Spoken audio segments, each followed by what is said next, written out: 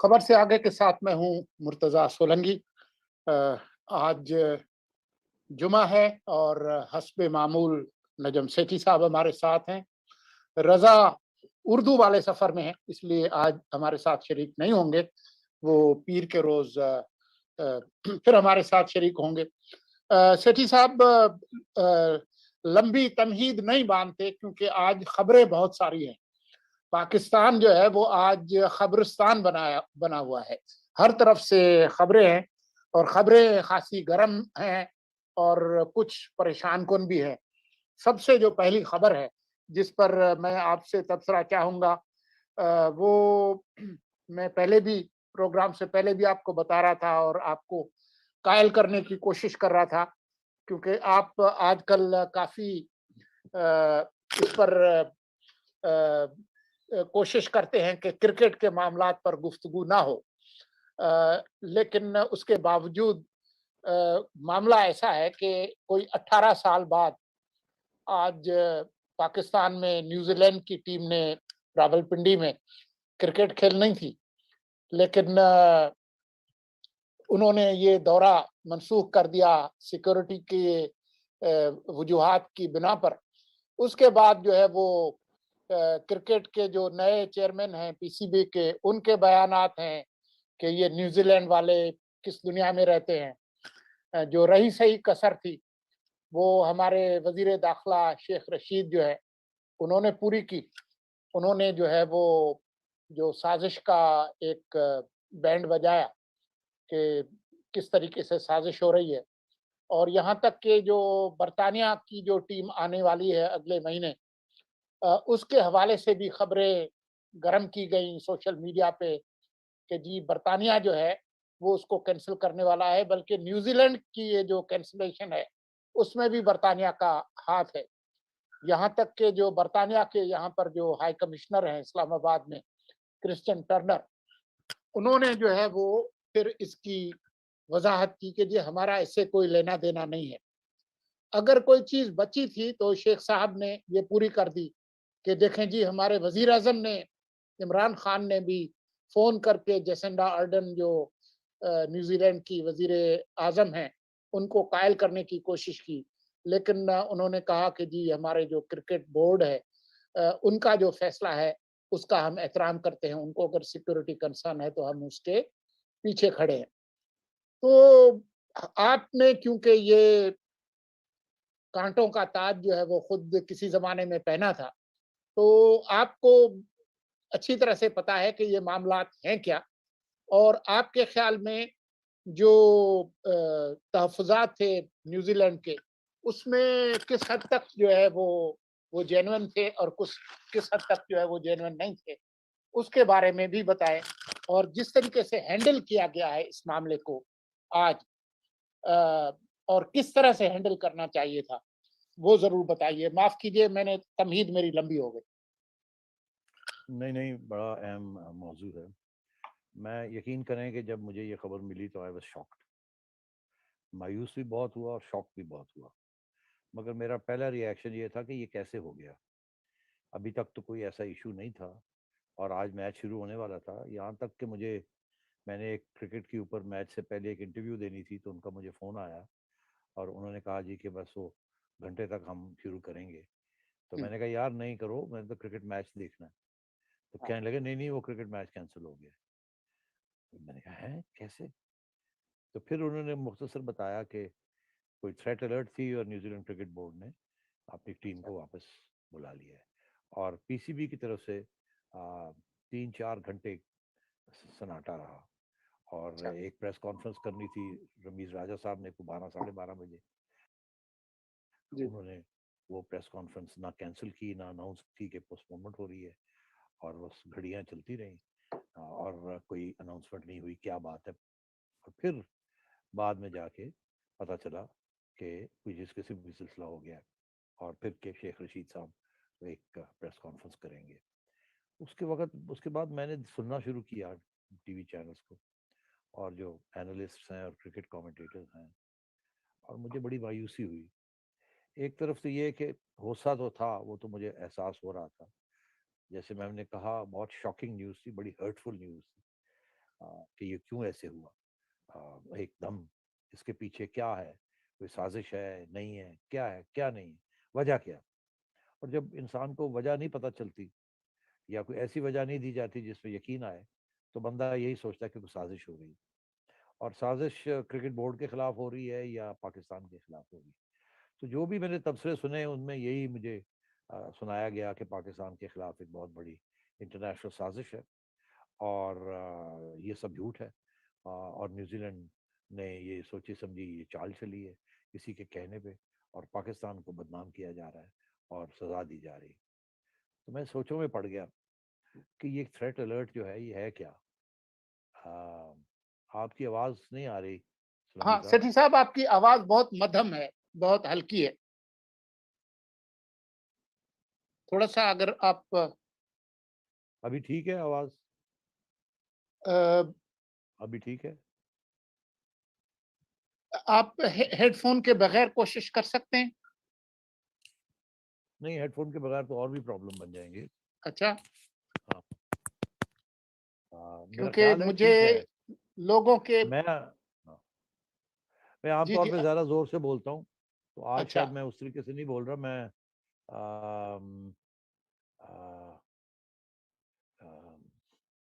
External headphones ये मेरे तो ठीक चल रहे हैं। हाँ अली जरा बताएं कि अभी सेठी साहब की आवाज कैसी है। हाँ, एक सेकंड, अब ठीक हो जाएगा।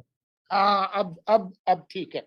माफ कीजिएगा, अब हमारे जो सामीन और नाजरीन हैं उनको दुश्वारी हुई, क्योंकि मैं आप फिर से शुरू करता हूँ।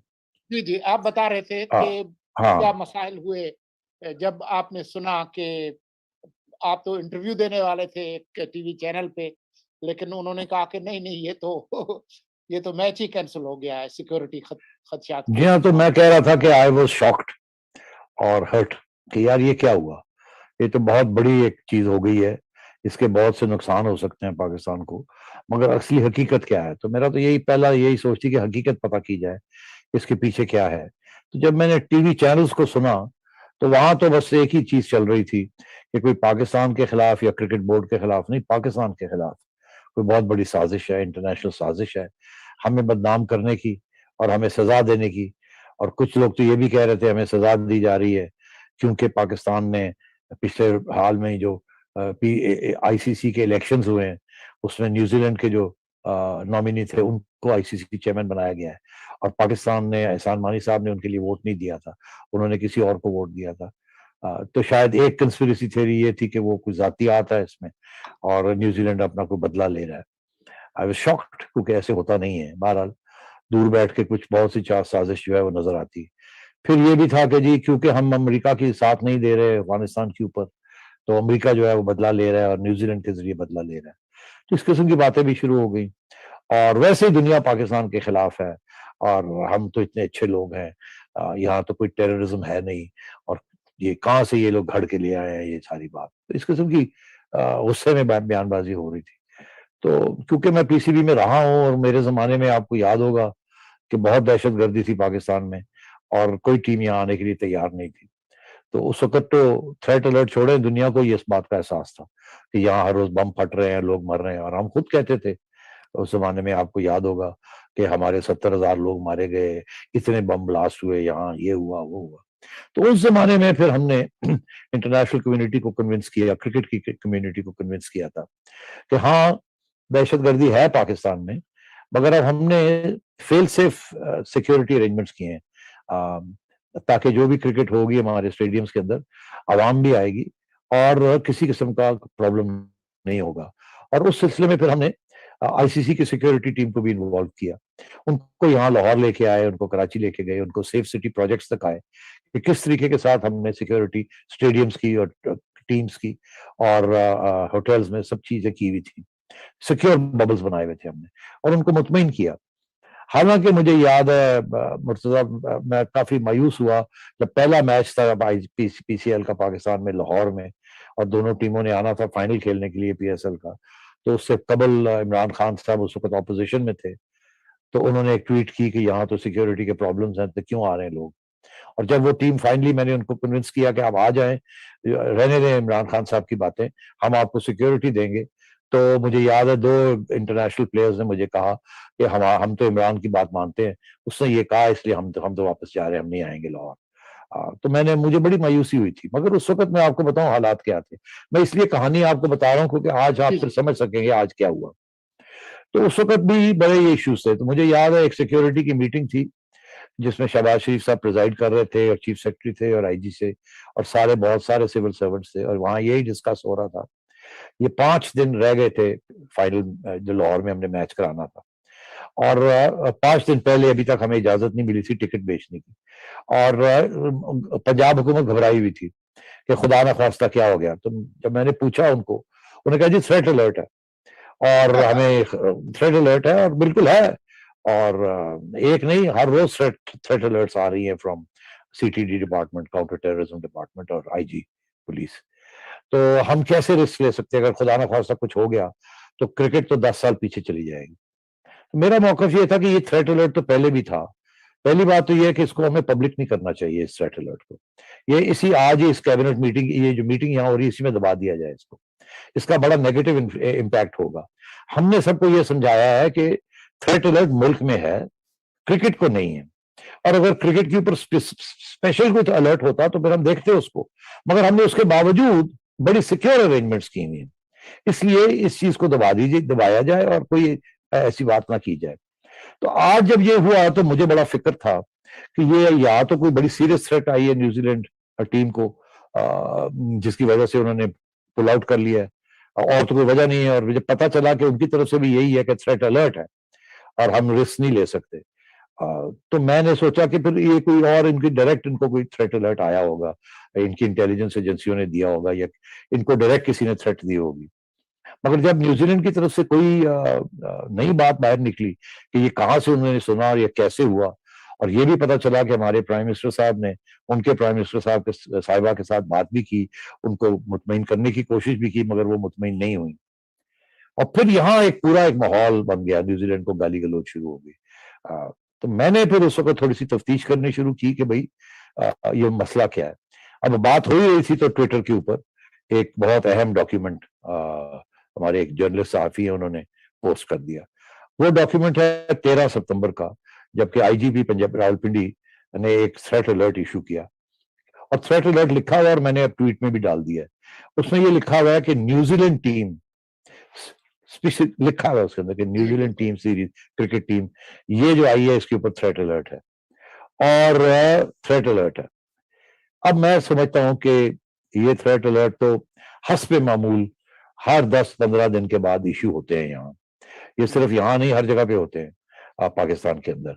और वो इसीलिए ये फाइल का पेट भरा जाता है, खाते भरे जाते हैं, ताकि कल खुदा न खास्ता कुछ हो जाए तो पुलिस ये कह सके जी हमने तो थ्रेट अलर्ट दे दी थी। बहुत से थ्रेट अलर्ट्स होते हैं, हमारे जमाने में भी बहुत बड़े होते थे, मगर जब क्रिकेट की बारी आती थी तो हम दबा देते थे, हम समझाते थे कि यार ये पब्लिक में नहीं होना चाहिए। अब मुझे ऐसे लगता है कि इस दफा बहुत बड़ी कोताही हो गई है कि इन्होंने ये थ्रेट अलर्ट लीक कर दिया, ये थ्रेट अलर्ट दे दिया। आप डिपार्टमेंट को देखा आपने, कितनी डिपार्टमेंट को जाता है ये थ्रेट अलर्ट, और मीडिया वाले बैठे हुए हर जगह पे। तो मेरा ख्याल है वहां से ये बात लीक हुई है कि थ्रेट अलर्ट है। मेरा नहीं ख्याल न्यूजीलैंड को कोई उनकी इंडिपेंडेंट हुई, उनको कुछ थ्रेट अलर्ट हुई है। अगर हुई है तो वो बता देंगे हमें। मगर और अगर ये भी कहा जा रहा है कि वो बताने के लिए तैयार नहीं है, इसका मतलब है या तो उनको पता नहीं है एग्जैक्ट थ्रेट अलर्ट क्या है, या वो बताना नहीं चाह रहे। मगर अब यहाँ हमारे यहाँ तो ये सिचुएशन हो गई है कि ये असली मामूल जो थ्रेट अलर्ट चलती है उसको मिसअंडरस्टैंड कर दिया गया, वो पहुंच गई है डिप्लोमेटिक कम्युनिटी तक, और वहां से और ये बात यहाँ छुपी तो रहती कोई नहीं है। अगर आज हमने वो उसका हमने ट्विटर पे लगा दिया है जर्नलिस्ट ने, तो उसका ये मतलब है कि ये उनको पता चल गया था। देखिए इंटेलिजेंस एजेंसियां तो उनकी नहीं, ब्रिटिश की, अमेरिकन की, सबकी है, वो तो शेयर करते हैं इंटेलिजेंस। तो मैं ये समझता हूँ कि ये मिसअंडरस्टैंड हो गया है। उन्होंने ये सोचा कि ये थ्रेट अलर्ट पंजाब हुकूमत ने खुद की है, इसका मतलब है सीरियस अलर्ट है। अब यहां किसी ने ये नहीं पूछा कि क्या खुदा ना खासा ऐसी कोई बात हुई है, क्या हम उन्हें समझा सकते हैं कि इसका मतलब क्या है। एक्चुअली मतलब है ही कोई नहीं, और फिक्र की कोई बात नहीं है, घबराने की कोई बात नहीं है। ये और कोई फाइल दिखा देते उनको कि ये देखे पिछले 3 साल में कितने थ्रेट अलर्ट्स हुए हैं, और वो सारे फोके थे। मगर ये हमारा काम है, ये हर एजेंसी करती है। और मैं आपको ये भी बता दूं कि एक दफा इंग्लैंड के अंदर भी threat alert, security threat alert हुआ था वर्ल्ड कप के दौरान, मगर उन्होंने उसको फिर भी चलने दिया था, क्योंकि ये आते रहते हैं थ्रेट अलर्ट्स। कुछ ना कुछ सुनते हैं लोग, फोनों के ऊपर या इंटरनेट के ऊपर इशारे होते हैं, तो उससे थ्रेट अलर्ट बना देते हैं। कोई एजेंसी नहीं है यहाँ जो अगर कोई ऐसी कोई बात सुनी सुनाई भी हो तो उसको लिख के नहीं देगी कि आपको डर लगेगा, फिर आपने बताया नहीं, इतनी बड़ी चीज होगी, आपने कोई अलर्ट ही नहीं किया किसी को। तो ये एक दूसरे की फाइलें के खाते भरते हैं। अनफॉर्चुनेटली मेरा अपना ये ख्याल है कि द फॉल्ट लाइज हियर, कि यहाँ ये थ्रेट अलर्ट जो था ये लीक हो गया, उनको पता चल गया, उनको पता नहीं है यहाँ के हालात क्या है। एक तरफ तो हमारे मुर्तजा, हमारे अखबार हर रोज बताते हैं हमारे कितने सिपाही शहीद हो गए हैं बॉर्डर एरियाज में, और टीटीपी अटैक कर रहा है, चाइनीज और हमारे सिपेक को अटैक कर रहा है।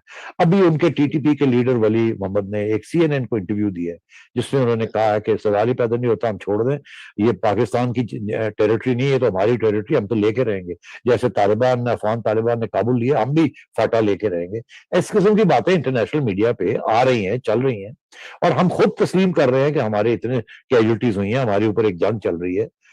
तो एक तरफ तो हम ये तस्लीम करते हैं, दूसरी तरफ हम ये भी नहीं कह सकते कि थ्रेट अलर्ट्स हैं, हर जगह पे थ्रेट अलर्ट्स हैं, मगर एक्सप्लेन करना चाहिए ना। और हमने उस वक्त ये किया था, जब हमारे साथ ऐसे हुआ था तो हम कॉन्स्टेंटली उनको समझा रहे थे। अब आपको याद नहीं है, 10 दिन लाहौर फाइनल के पहले डिफेंस के अंदर बम फटे थे और शोर पड़ गया था कि जी अब क्या होगा, और इसीलिए शहबाज शरीफ साहब घबरा गए थे। मगर फिर हमने सबको समझाया और जिम्मेदारी ली, और मैं आपको ये बताऊं वो जिम्मेदारी उस वक्त सियासी हुकूमत लेने के लिए तैयार नहीं थी, मगर फिर बैकअप किया हमारे जनरल बाजवा साहब ने, और उस वक्त के डीजी ISPR, उन्होंने हमारी सपोर्ट की, और रेंजर्स ने हमारी सपोर्ट की, और फिर ब्यूरोक्रेसी, पंजाब की ब्यूरोक्रेसी ने हमें सपोर्ट की, उस वक्त के जो होम सेक्रेटरी साहब थे उन्होंने सपोर्ट की, फिर जाके शहबाज शरीफ साहब को मनाया। तो ये काम करना पड़ता है, प्रिएम्प्ट करना पड़ता है, भाग दौड़ करनी पड़ती है। और मुझे लगता है कि इस दफा ऐसे ही हुआ कि रूटीन में एक थ्रेट अलर्ट चल पड़ा, और वो उन्होंने पढ़ा, उनको समझ नहीं आई, क्योंकि वो रूटीन में तो ऐसी चीज करते नहीं है। हम तो यहाँ हर तीसरे दिन एक थ्रेट अलर्ट निकलता है, कभी इधर निकलता है, कभी उधर निकलता है, और होता खास कुछ नहीं है, और जहां हमारे पे हो जाता है वहां थ्रेट अलर्ट ही नहीं होता। हमारा तो ये हाल है। आज हमने एक कंस्पिरेसी थ्योरी शुरू कर दी है, और हमारे इंटीरियर मिनिस्टर साहब, उन्होंने भी कंस्पिरेसी थ्योरी शुरू कर दी है, जिसके साथ आपके स्टेट टू स्टेट तल्लुकात भी खराब हो सकते हैं। और अब सूरत हाल ये है कि यूके की टीम ने आना है, इंग्लैंड की टीम ने आना है, अब वो भी कंफ्यूज है कि अब हम क्या करें क्या ना करें। इसीलिए मैं ये समझता हूं कि हमें अंदर देखना चाहिए अपने। मैं पॉइंट स्कोरिंग नहीं कर रहा, मैं ऑनेस्टली आपको बता रहा हूं जो हकीकत होती है अंदर की बात। इसीलिए मैंने आपको बताया हमारे जमाने में क्या हो रहा था और कैसे क्रिकेट को वापस लेके आए थे। एक जनरल थ्रेट होती है जो कि पाकिस्तान में है, तो अमेरिका भी कहता है कि अमेरिका इज अंडर थ्रेट, वो चाइना भी कहता है they're under threat, Iran is under threat, terrorist threat. तो वो तो एक जनरल थ्रेट्स है, मगर जो स्पेसिफिक थ्रेट होती है ना, उससे खौफ आना चाहिए। इस अलर्ट के अंदर स्पेसिफिक न्यूजीलैंड का नाम लिख दिया गया, न्यूजीलैंड क्रिकेट सीरीज का नाम लिख दिया गया, जिसकी वजह से मैं समझता हूं एक अलार्म हो गया। अभी भी वक्त है, आपके प्राइम मिनिस्टर को चाहिए एक दफा फिर बात करें, आपके रमीज राजा साहब को चाहिए इस दफा फोन उठाएं और चेयरमैन ICC को बात करें, उनको समझाएं, उनको फाइल दिखाएं ये थ्रेट अलर्ट्स की, कि ये देखिए पिछले 2 साल में जब से क्रिकेट हो रही है, यहाँ PSL हो रहा है, क्रिकेट की टीमें आई हैं, तो ये देखिए कितने थ्रेट अलर्ट्स इश्यू हैं। इसका ये मतलब नहीं है कि आपकी टीम और आपकी सिक्योरिटी का प्रॉब्लम है। हमने गारंटी ली हुई है, हम जिम्मेदार लोग हैं, हम नहीं चाहेंगे कि यहाँ कोई इस किस्म का हादसा हो जाए। हम पहले से हमें वंस बिटन ट्वाइस शाय, तो हम नहीं चाहेंगे कि इस किस्म की चीज हो जाए। हम जिम्मेदार लोग हैं और हमने पूरी सिक्योरिटी अरेंजमेंट्स किए हैं, आइए देख लीजिए। तो मैं समझता हूं कि कोताही हो गई है, बड़ी ओवर कॉन्फिडेंस हो गया कि अब मसला ही कोई नहीं है, सब ठीक है। और ये एक सिक्योरिटी थ्रेट जो है अलर्ट, ये आ गई है बाहर, और इसकी वजह से मेरा ख्याल है कि बहुत मिसअंडरस्टैंडिंग क्रिएट हो गई है, और हमारे यहाँ एक नी जर्क रिएक्शन हुआ है, गुस्से में हमने रिस्पॉन्ड किया है, क्योंकि हमें तो पता ही नहीं था कि ये ऐसी भी चीज है कि नहीं है। लगता है ऐसे है कि उनकी तरफ से थ्रेट अलर्ट नहीं था, हमारी तरफ से थ्रेट अलर्ट था, और हमारे थ्रेट अलर्ट की हैसियत ही कोई नहीं, जैसे बहुत से थ्रेट अलर्ट्स की यहाँ हैसियत नहीं होती। तो कोई एक्सप्लेन करने वाला नहीं था उनके लिए, कोई टाइम पे तो पीसीबी जो है उसके 12 बजे रमीज राजा साहब ने प्रेस कॉन्फ्रेंस करनी थी, वो चुप हो गए। उन्होंने कहा मैं क्या करूंगा, उनको पता ही नहीं था, मेरा ख्याल नए नए आए हैं कि यहाँ कैसे एडमिनिस्ट्रेशन में होती है, कैसे, उनको तो इस्लामाबाद से खबर मिली होगी। और जब इस्लाम वो चुप हो गए, उनको कहा गया होगा चुप करके बैठ जाओ, we are trying to solve the problem. उन्होंने फिर आगे चुप करके वो बैठ गए। फिर 4 बजे जाके पता चला कि जी ये इस किस्म के मसले हैं और मैच कैंसिल हो रहे हैं और ये हो रहा है और वो हो रहा है। फिर तो मैं समझता हूँ कि lack of coordination between government and PCB and lack of coordination between police and government and PCB, ये अगर ना ऐसे होता तो मैं समझता हूँ कोई ये मसला नहीं होना था। मैं अभी भी समझता हूँ कि टाइम है, उन्होंने कल फ्लाई आउट करना है। मैं समझता हूँ अभी भी चाहिए इनको कि फौरन ये राब्ता करें, आईसीसी चेयरमैन जो कि न्यूजीलैंडर हैं उनके साथ बात करें, उनको समझाएं, और उधर प्राइम मिनिस्टर साहब एक दफा फिर कोशिश करें न्यूजीलैंड की प्राइम मिनिस्टर को समझाने की। अब वो और बात है प्राइम मिनिस्टर साहब हमारे पता नहीं मुल्क में हैं भी कि नहीं, और कहाँ से वो बात करेंगे, मगर करनी चाहिए, इसको छोड़ नहीं देना चाहिए। ये बहुत बड़ी डेवलपमेंट है, इसके आगे जाके बहुत से मसले बन सकते हैं पाकिस्तान के लिए भी, पीसीबी के लिए भी, क्रिकेट के लिए भी। और सारी जो रेस्टोरेशन हो रही है, सॉफ्ट इमेज, वो सारा जिन्होंने कहते हैं पंजाबी बढ़ जाएगा। We need to take action now. We can't बैठ के गालियां देना काम नहीं है हमारा। हमारा काम है इस डैमेज को कंट्रोल करना और एक्सप्लेन करना कि शायद वी हैव बीन मिसअंडरस्टूड। सेठी साहब, मामला न्यूजीलैंड के साथ है, तो जो कम्युनिकेशन है, राब्ता है, सिग्नलिंग है, मैसेजिंग है, वो उनके साथ होनी चाहिए। ये आपके पीसीबी के चेयरमैन करें, न्यूजीलैंड किस दुनिया में रहता है, हम आईसीआई में उधर चले जाएंगे, इनको हमारी बात सुननी पड़ेगी। शेख रशीद कहें जी वो फला मुल्क हमारे खिलाफ साजिश कर रहा है, फला मुल्क हमारे खिलाफ साजिश कर रहा है। यहाँ पर बरतानिया के खिलाफ जो है वो कैंपेन शुरू हो गई। वो बेचारा जो हाई कमिश्नर है बरतानिया का, क्रिश्चियन टर्नर, उसने ट्वीट किया कि भाई हमारा इससे कोई लेना देना नहीं है। तो ये सारी जो सिग्नलिंग है, मैसेजिंग है, ये सिर्फ अपने मुल्क के लोगों को एक कायल करने की और डोमेस्टिक मैसेजिंग करने की, ये मामलात को सॉल्व करने का कौन सा तरीका है? अभी आप ये आप देखें जो रमीज राजा साहब ने जो ट्वीट किया या क्रिश्चियन टर्नर ने, तो ये पहले जब ये अपोजिशन में थे हमारे खान साहब, तो किस तरीके से वो क्रिकेटर्स आ रहे थे कि जी ये फटीचड़ हैं, तो ये रेलू कट्टे हैं, तो फला है। आप ये नहीं कह रहे कि जी रेलू कट्टे हैं, फला है, ठीक है, आप तो कह रहे हैं कि जी इसको हैंडल करना चाहिए। लेकिन जो मैसेजिंग हुई है शेख रशीद की और आपके जो नए जो चेयरमैन हैं, उन्होंने मामलात को हल करने की कोशिश की है, मामलात को खराब करने की कोशिश की है? नहीं, देखिए मेरा नहीं ख्याल ना हल करने की कोशिश की है ना खराब करने की कोशिश की है। जिस तरीके से मीडिया एक वक्त एकदम सारा मीडिया एक नेशनलिज्म और कंस्पिरेसी थ्योरी में मुब्तला हो गया था, मैं खुद शॉक था। कोई सेंस मुझे समझ नहीं आ रही थी कि ये असली सवाल जो पूछने वाले हैं वो क्यों नहीं पूछ रहे कि ये थ्रेट अलर्ट क्या है, किस कहाँ से आया, किसने दिया है, और प्राइम मिनिस्टर साहब की क्या बात हुई है, फॉरेन ऑफिस की क्या बात हुई है, इस हुई भी है कि नहीं हुई, पूरी डिटेल हमें मिलने चाहिए कि प्राइम मिनिस्टर साहब ने क्या बात की न्यूजीलैंड के प्राइम मिनिस्टर के साथ, उन्होंने क्या कहा, कैसे। तो ये सारी बातें आनी चाहिए ना, ट्रांसक्रिप्ट आनी चाहिए, हमें देखनी चाहिए। मगर यहाँ तो यही हो गया कि जी हमारे साथ ज्यादती हो रही है, साजिश हो रही है, और पता नहीं जैसे कि हम तो बड़े मजलूम हैं और हमारे साथ तो सारी दुनिया ही साजिश करती है।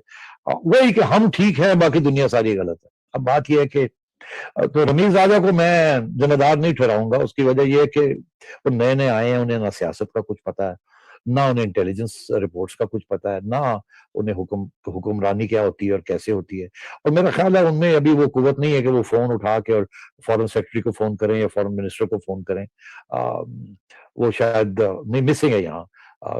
वो इज अ क्रिकेटर, तो उन्होंने तो उनको तो ये कहा होगा 12 सवा 12 बजे या 11:15 बजे या 11:30 बजे कि ये मसला हो गया, आप चुप करके बैठे, अभी कोई प्रेस कॉन्फ्रेंस ना करें, अभी हम सॉर्ट आउट करने की कोशिश कर रहे हैं। यकीनी तौर पे ये कहा होगा, इसीलिए उन्होंने 12:15 बजे या 12:30 बजे जो प्रेस कॉन्फ्रेंस करनी थी बिफोर द मैच, तो उन्होंने वो कैंसिल कर दी और चुप करके बैठ गए, बताया भी नहीं, क्योंकि उनको यही इंस्ट्रक्शंस होंगी कि आपने कहना कुछ नहीं।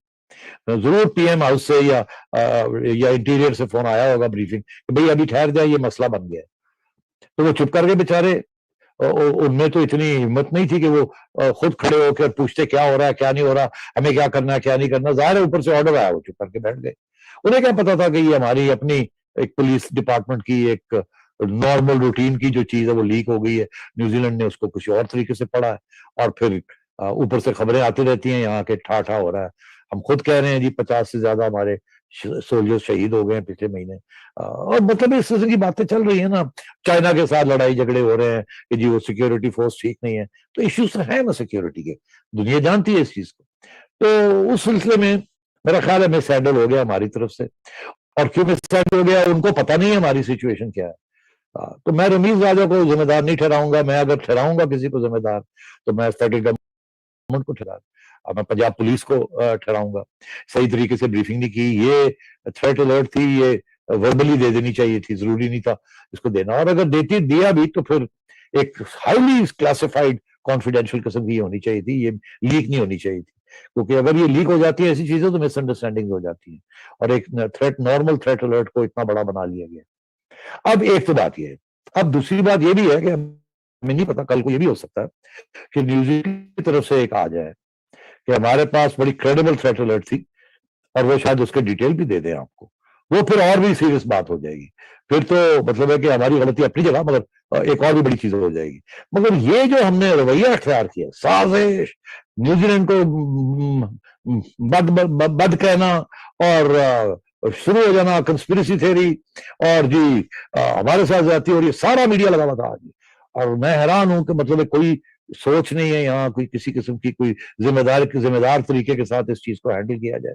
इतने रिपोर्टर बैठे हुए, किसी ने नहीं सोचा कि जाके, तो एक रिपोर्टर ने जाके निकाल दी ये 13 तारीख की ये इश्यू हुई है, और जाहिर है वो फिर पहुंच गई होगी ना, इस्लामाबाद में लोग बैठे हुए इंटेलिजेंस वाले सबके, ब्रिटिश इंटेलिजेंस भी है, वो भी है।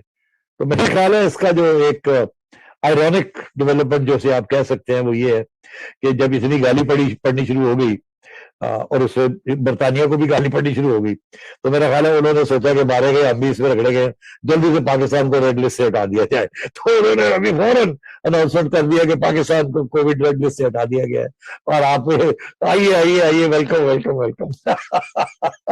तो मैं समझता हूँ कि थोड़ा सा we should have a slightly balanced look into all this, मगर ये है अभी टाइम है, अभी प्राइम मिनिस्टर ऑफ पाकिस्तान को चाहिए कि अब वक्त आ गया है प्रूव करने का कि वो कितने पानी में है, उनकी कितनी शोहरत है, उनके अंदर कितना एतमाद है लोगों का दुनिया में।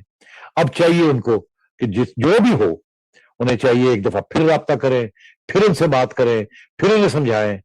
बिकॉज देखिए उनके लिए, न्यूजीलैंड के लिए तो बड़ी आसान बात है ना, अगर खुदा ना खासा कुछ हो जाता, खुदा ना खासा, तो न्यूजीलैंड के प्राइम मिनिस्टर की छुट्टी होगी ना, या तो किसी को पता ना हो, क्या हो जाए, तो फिर तो ठीक है जी, हमें क्या पता था, कोई वार्निंग नहीं थी, कोई कुछ नहीं था, हम तो गुडविल में गए थे, पाकिस्तान ने श्योर किया था, ठीक है ठीक है। यहां तो ये बात आ गई कि एक थ्रेट अलर्ट है, और न्यूजीलैंड प्राइम मिनिस्टर उसको इग्नोर कर रहा है।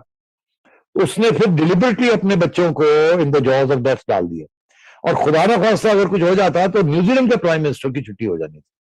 उन्होंने इसकी गले पड़ जाना था कि आपको पता था थ्रेट अलर्ट है, और आपने फिर भी होने दिया, फिर भी खेलने दिया।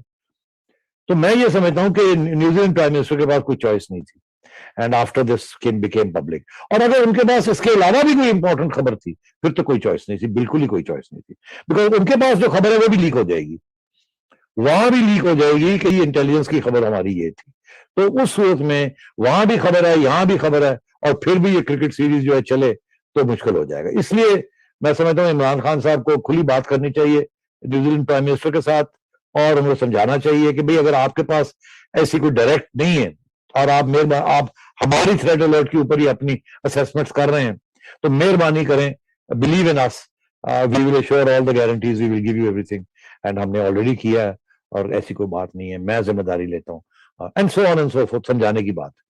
बिकॉज एक नेशनलिज्म है ना हमारे में कि हम तो गलती कर ही नहीं सकते, मगर बात ये हमने गलतियां की हैं तो हम यहाँ पहुंचे हैं ना। अब बेहतर ये है कि हम अपनी गलतियों को तस्लीम करें, आपस में कर लें, और अपना रास्ता जो है वो सही करें। और ये जो जहर हम अपने अवाम के अंदर डालते रहते हैं ना, इंटरनेशनल कम्युनिटी की सबके दुश्मन, सब कंस्पिरेटर, सब हमें हमें हेट करते हैं, हम तो मुसलमान हैं, तो ये छोड़ दें, ये नैरेटिव आपको कहीं नहीं, ये सऊदी अरेबिया का नैरेटिव, उन्होंने ये नैरेटिव कभी नहीं किया। आप जिसके पास इतना पैसा है और सब कुछ है, आप तो फकीर हैं, और आप ये नैरेटिव लेके उनको आगे चलते हैं। आप ये जहर निकालें अपने अवाम के अंदर से, अपने अंदर से भी। अब यार मेरे से ना बात करवाओ, बस करो। बहुत शुक्रिया सेठी साहब। बातें तो बहुत सारी हैं, लेकिन हम आज काफ़ी देर तक गुफ्तगू करते रहे हैं, तो बाकी जो मामलात हैं फिर अगले हफ्ते आपसे बात करेंगे। इजाज़त दीजिए। खुदा हाफ़िज़। हाफिज।